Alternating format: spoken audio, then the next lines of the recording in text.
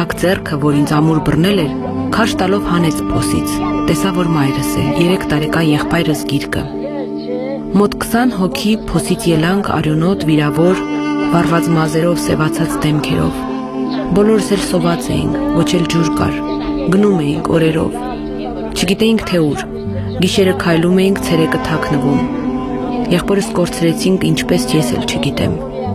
Մորս հետ քայլում էինք, քայլում, հասանք անապատի արաբների մոտ, լավ մարդիկ էին։ Ասացին անունդ ինչ է, ասացի Գյուրջի, նրանք անունս փոխեցին ու դրեցին Ֆարիդա, 2 տարի մնացի նրանց մոտ։ Մայրս գնաց, չգիտեմ ուր գնաց, ինչպես գնաց։ Հետո եկան ամերիկացիները ու ինձ տարան Հալեբ։ Հալեբում 8 տարի մնացի մարաշցի մի կնոջ մոտ, Նաթալի տանը։ Մի օր մի կին եկավ ու ասաց, որ մորս տեսել է։ Գտա մորս, հայկական եկեղեցու միջոցով գտա նաև կորած 2 քույրերիս։ Չեմ կարող մոռանալ, ամեն օր այս ամենը հիշում եմ։